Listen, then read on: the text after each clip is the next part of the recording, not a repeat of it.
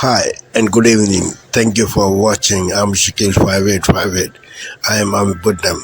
Now the latest headlines from world channels and news agencies.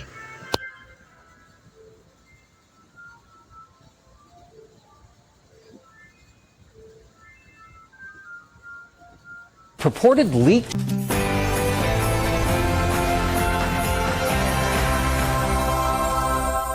Good morning. Turmoil in the Middle East as Bashar al-Assad is toppled in Syria.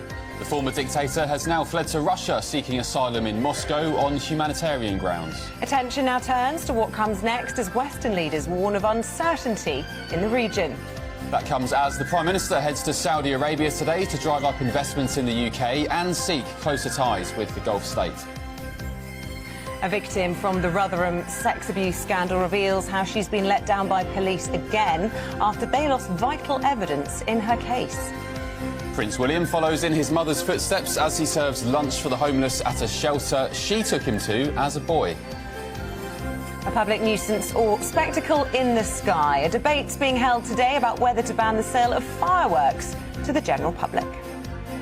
And in the sports, Spurs surrender a 2-0 lead to lose to a very informed Chelsea. And F1 McLaren win their first Constructors' Championship for 26 years, while Max Verstappen is off to do community service in Rwanda. After an unsettled weekend, we do have higher pressure building to help settle things down. I'll have all the details coming up shortly. Good morning, it's just gone 6 o'clock. I'm Ben Leo. I'm Isabel Webster and this is GB News Breakfast. abc.net.au or download the ABC News app.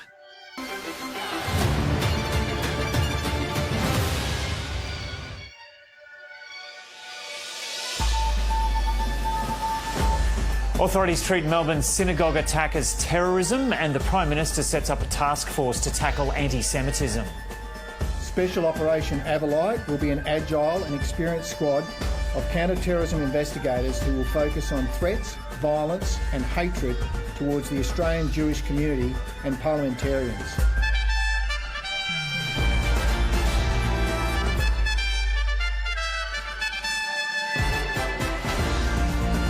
Syria's deposed president granted asylum in Russia while opposition forces move to fill the leadership vacuum. Nauru to get $100 million from Australia through a new treaty aimed at curbing China's influence in the region. And the billion-dollar baseball deal. Juan Soto signs on with the New York Mets in the largest contract in professional sports history.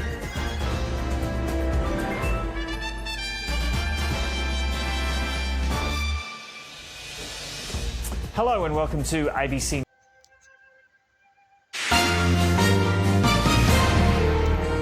On this Sunday night, Syria falls to rebel forces. A 50-year dynasty comes to an end. The breakdown of the old regime, has happened really within hours. As the ousted president flees to Moscow. So the humanitarian situation is very crucial right now. What will the new leadership mean for the war-torn country and stability in the Middle East? Plus, the historic Mass at Notre Dame. The public fills the pews once again after a fire 5 years ago. Global National. Reporting tonight, Carolyn Jarvis. Breaking news out of Syria tonight, the Assad regime overthrown in a lightning blitz by rebel forces. After 5 decades of iron rule, what's next for the region? Plus, new photos of the suspect wanted for allegedly gunning down a top insurance executive on the streets of New York City. First jubilation in Syria as rebel forces seize the presidential palace. Bashar al-Assad reportedly fleeing the country. After nearly 14 years of bloody civil war, his government overrun in less than 2 weeks. A massive defeat for Assad's backers, Russia and Iran. President Biden today calling it a fundamental act of justice. The world now bracing for what's to come. The rebels who toppled Assad previously linked to al-Qaeda. President-elect Trump saying he wants the U.S. to stay out, arguing it's not our fight. And what this could mean for the roughly 900 American troops inside Syria, some carrying out airstrikes on ISIS positions today. James Longman from the Middle East and Martha Raddatz on the road ahead. Also tonight, a new look at the suspect wanted in the shooting death of United Healthcare CEO Brian Thompson. The search expanding far beyond New York City. Divers scouring a lake in Central Park looking for the murder weapon. And what police found inside a backpack possibly linked to the shooter. President-elect Trump says he intends to pardon many of the January 6 defendants on day one. And he wants to investigate members of the congressional committee that held hearings on the riots, calling out 2 members by name. Chaos at a holiday parade. A police motorcycle veers into a crowd with multiple injuries. The rebirth of Notre Dame. The first Mass is celebrated 5 years after that devastating fire. The firefighters who saved the cathedral are honored. It's about to get warmer in much of the country, but we've got late word on a new flooding threat. Dramatic video of a Coast Guard rescue. 2 people hoisted to safety after their plane went down in a marshy field. The brackets are set for the expanded college football playoffs. The big surprise on who made it and which powerhouse was left out. And after nearly 2 years of shows spread over 5 continents, Taylor Swift's Eras Tour breaking records tonight, taking its final bow. From ABC News World Headquarters in New York, this is World News Tonight. Tonight, new headlines here at home and overseas with the toppling of Syria's dictator and the new images of a person of interest in that CEO killing. Celebrations in Syria after rebel fighters took down the government. The country's leader, Bashar al-Assad, escaping to Russia. Rebels raiding his palace. But what comes next? The U.S. carrying out dozens of strikes on more than 75 ISIS targets inside Syria today. What the upheaval means for the hundreds of American troops inside the country. It's also a moment of risk and uncertainty. And what it means for the American held hostage there. New images tonight, the person of interest in the CEO murder case, the moment when he caught a cab after the killing. Scuba teams searching a pond in Central Park today for the gun. Plus, the surprise police found in a backpack. Monopoly money. Is he signaling something, or is this kind of a diversion for investigators? An NBC News exclusive, our Kristen Welker, one-on-one with President-elect Trump. His new plan for mass deportations, whether he wants Liz Cheney prosecuted, and will he pardon the January 6th rioters?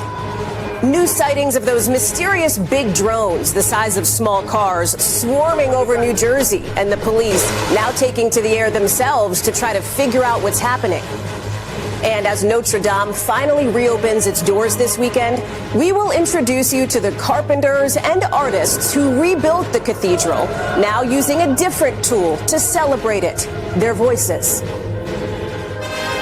This is NBC Nightly News with Tonight, Syria's regime falls.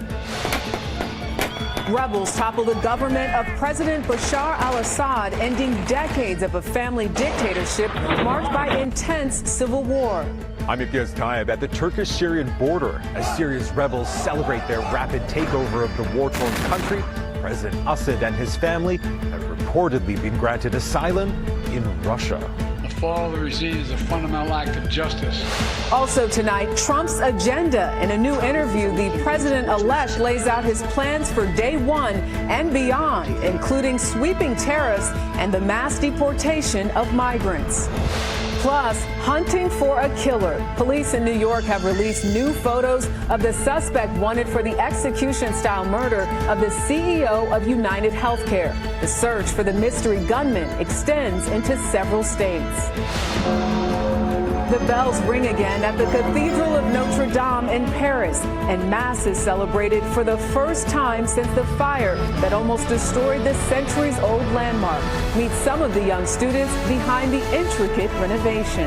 I've helped create something better than what it was, and it will outlast my lifetime. And later, minding your music. The therapy hitting all the right notes to unlock precious memories. Music, from my experience, is a universal language. This music, from my experience, is a universal language. This is the CBS Weekend News from New York with For more on these latest developments out of the Middle East, let's bring in South Carolina Republican Congressman Joe Wilson. He's also, we should mention, running for chair of the House Foreign Affairs Committee. He also sits on the Armed Services Committee. So the good news is Bashar al-Assad is gone. The bad news is the folks who've replaced him aren't exactly Boy Scouts, right, Congressman? Well, actually, you're correct. And hey, John, I'm grateful to be with you. My daughter-in-law is a fellow Mizzou graduate, and so you're very perceptive. Tigers. No, hey, this is so good. This is so significant. The fall of the Assad dictatorship, the ripple effect of this is just going to be remarkable. It's truly, I believe, equivalent to the Berlin Wall, which led to a ripple effect of dozens of countries becoming free after 50 years of occupation and totalitarian control. So, how does the United States, incoming President Trump, President-elect Trump, has said that he doesn't think there's a role for the United States to play here, that we ought to stay out of this battle, but we want influence in that nation, don't we? Oh, we can. With Masoud Abulis being named the father-in-law of Jared Kushner, Ivanka, hey, he'll be working, and then, hey, we can work with Turkey. I was really very fortunate to have Ambassador Olin to come to the Milwaukee Convention. The ambassador from Turkey was in Columbia, South Carolina, meeting with the Secretary of State of Iran and Secretary of Commerce over and over again in the last week. And so Turkey, as a member of NATO, we can count on the Turks ultimately, and I believe we've fought together as allies, being a member of NATO since 1949. And so Turkey is going to have a significant impact. And hey, the people of Syria themselves, I've met with them at refugee camps in Jordan. I've met with the Syrian American community. Golly, they are fantastic, and they're going to be pushing as a diaspora for a free and democratic Syria. Yeah. Tonight on PBS News Weekend, a lightning offensive by Syrian rebels ends a half-century of iron rule. Then a documentary details how governments use commercial spyware to monitor their own citizens. I realized, well, this is not an incidental issue. This is not some esoteric human rights problem that's far away. This is coming for all of us. And from StoryCorps, a tale of small gestures that mean a great deal in two lives.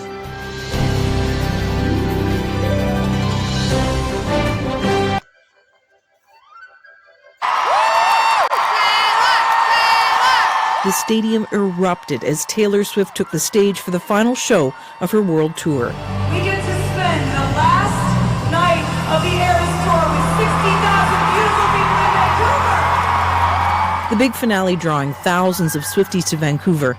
We're all here for one reason, so it's exciting. Even those who didn't have tickets, like this 9-year-old who just came to enjoy the atmosphere outside. Amelia's the biggest Swiftie in Soyuz, and this is kind of a Christmas gift for her. I just think she's really nice because she has really relatable songs.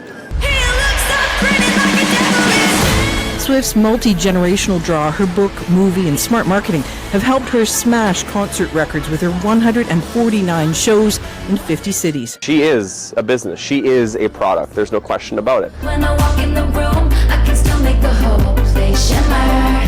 The Eras Tour has grossed more than $2 billion in just under 2 years. And there are signs of trickle-down Swiftonomics. Moneris, a payment service provider, reports spending in Toronto spiked 45% in the 10 days around her tour there.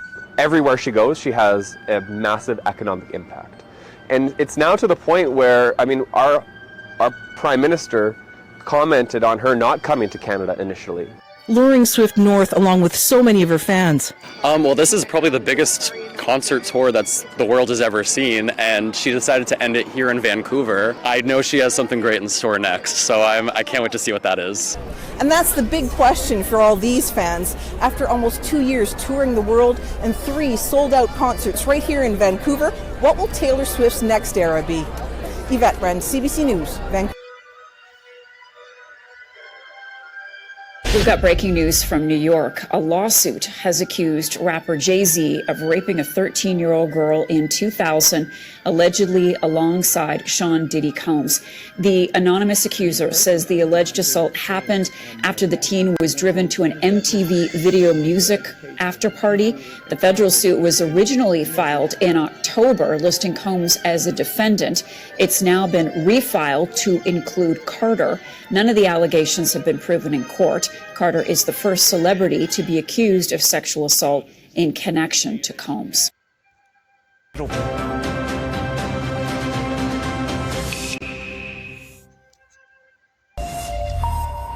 Hello and a warm welcome if you're just joining us here on France 24. You're watching Daybreak. These are our top stories this hour.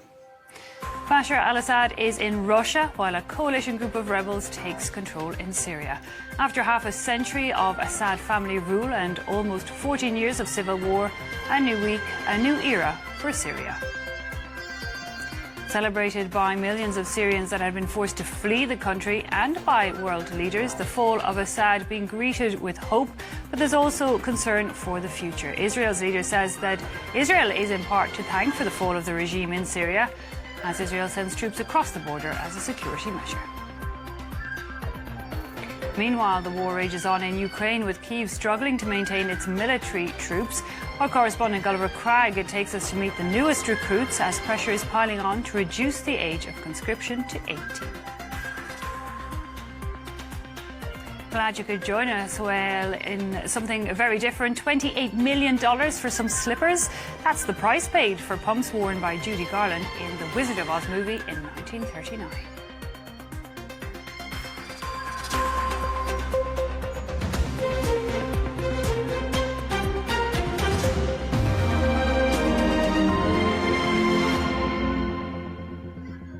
After half a century of rule by the Assad family, almost 14 years of civil war and an 11-day offensive by rebel fighters, Syrians start this week with hope and uncertainty. Bashar al-Assad has fled to Russia, while a former al-Qaeda-affiliated group, Hayat Tahrir al-Sham, controls Damascus. Rebels say...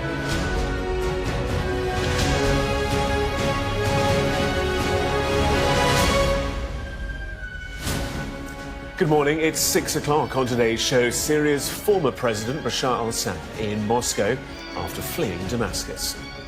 A tyrant gone, but Western leaders warn of risk and uncertainty as Islamist rebels seize control. Plenty to come on Monday, the 9th of December. Assad flees to Moscow, but what comes next for Syria and the region? Israeli troops move into Syrian army positions on the border, and there are reports of strikes on Damascus. The Prime Minister, Sir Keir Starmer, calls for a political agreement that protects civilians and minorities. He's in the UAE this morning. Also ahead, divers search the waters in New York's Central Park for the gun used to kill the boss of United Healthcare. Rapper Jay-Z accused of raping a 13-year-old girl. He says it's blackmail. And Chelsea produce a sensational comeback to beat Tottenham and move 4 points behind Premier League leaders Liverpool.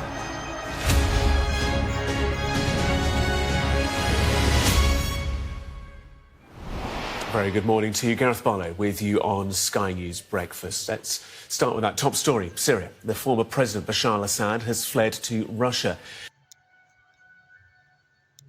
Where to start in trying to understand the magnitude of what's just happened in Syria?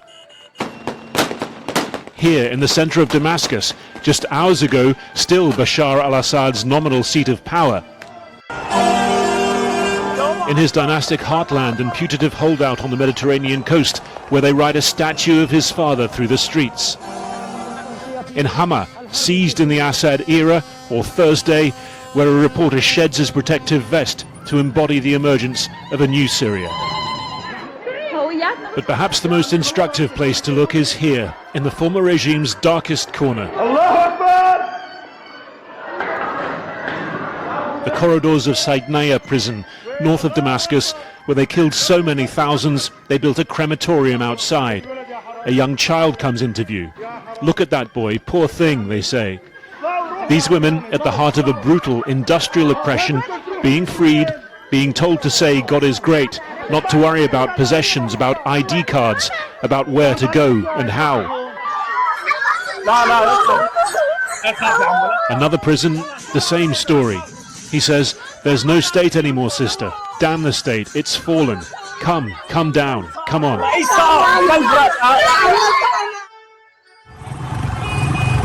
Russia's foreign ministry left to confirm that Assad was now out of the country, having left instructions to transfer power peacefully. Assad's prime minister saying he will stay in Syria to hand over government functions to a transitional administration. But for now, real power rests with this man, Abu Muhammad al-Jalani, leader of the Islamist HTS forces, listed as terrorists by many countries, that spearheaded the regime's collapse. For days, he's been talking in terms of moderation, of safeguards for minorities. Inside Damascus's Umayyad Mosque, a message of victory for Sunni Islam. This is a new victory, my brothers, for the entire Islamic nation. Victory, my brothers, marks a new chapter in the region's history. We have avoided the dangers of leaving Syria as a playground for Iranian ambitions, spreading sectarianism and corruption.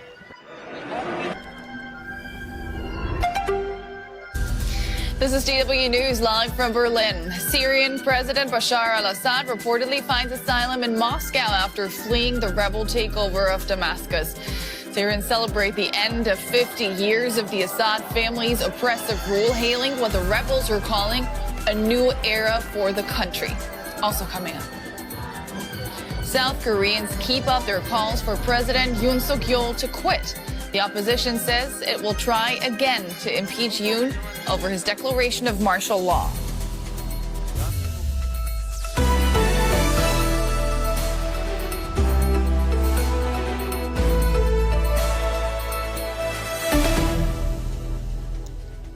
I'm Nicole Fröhlich. Welcome to the show. Russian state media say that ousted Syrian leader Bashar al-Assad has been granted asylum in Moscow after fleeing his country. This is Asia Now. It's 2 p.m. in Singapore and Hong Kong, 11:30 in New Delhi, 1 o'clock in Jakarta. I'm Angela Lim at this hour. Impeachment woes not over for South Korean President Yoon Suk-yeol. The opposition is pushing for another vote this Saturday, while the country's chief prosecutor of corruption has ordered a travel ban on him. Newly liberated Syrians rejoice after a rebel offensive ends decades of Assad rule in just days. The former president and his family is said to have fled Moscow, where Russia has granted them asylum. And Taiwan launches what it calls combat readiness drills after detecting Chinese naval and Coast Guard vessels operating near the Taiwan Strait and the Western Pacific Ocean.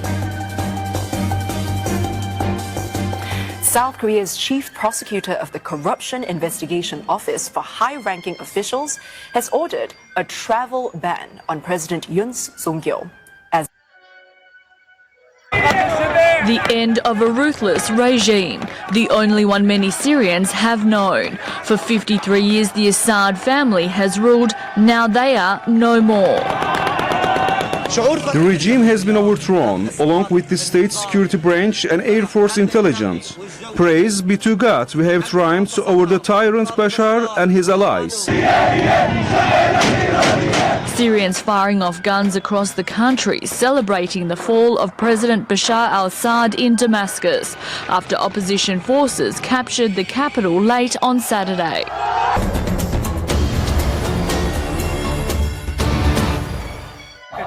Ghana's opposition candidate and former President John Mahama has staged a political comeback to win Saturday's presidential election. His main rival, Vice President Mahamudu Bawumia, conceded defeat on Sunday, calling his opponent to congratulate him. Bawumia says that based on his ruling New Patriotic Party's internal tally of votes, Mahama has won the presidency decisively. The parliamentary election. Nearly 50 Somalis who survived a migrant boat tragedy last month, arriving back home in Mogadishu on Saturday. They were rescued after the two boats they were travelling in capsized off the coast of Madagascar, leaving about 25 people dead. The forces many young Somalis to undertake the dangerous journey in the hope of reaching Europe and a better life. Both the survivors and I are happy to return to our country. They assured me they'll never take the same risk again. The Somali government is committed to finding a resolution, and this resolution will be a collective effort. The United Nations has raised concerns about rising numbers fleeing conflict and drought in the Horn of Africa. But for this group of young people, it's a relief to return home to safety. At this agricultural park east of the South African city of Johannesburg, farm workers are busy tilling the soil and planting tomatoes and lettuce. But despite the hive of activity, there's silence. This is because most of the people working here are deaf and communicate using sign language. They're members of the Voice Out Deaf Farming Collective started by entrepreneur Matbogo Victoria. Before I left my job, I saw a lot of deaf people staying at home and unemployed. They have accessibility challenges. Communication is the biggest challenge in the deaf community. Government offices are not accessible to them. Most of them don't finish school, and some can't afford to travel far to go to school, and they often decide to stay at home. I decided to start an agricultural business and give them skills in farming, teach them how to plant, and give them work that matches their skills. That is why Kenya's police chief has denied media reports that more than a dozen Kenyan police officers deployed in Haiti have resigned over unpaid wages for the past 3 months. Financial constraints, included delayed bonuses of $1,500 per month, have reportedly decreased morale. The Police Inspector General Douglas Kanja on Thursday said officers in Haiti had been paid and that they were doing well. Kenya is leading a contingent of foreign police in the troubled Caribbean country to help quell gang violence. The Kenyan officers deployed in June marked the 4th major foreign military intervention in Haiti. And we must do it to the best of our ability. While some Haitians welcomed them, others view the force with caution, given that the previous intervention, the UN's 2004 to 2017 peacekeeping mission, was marred by allegations of sexual assault and the introduction of cholera, which killed nearly 10,000 people. According to the UN, more than 4,500 people have reportedly been killed in Haiti this year.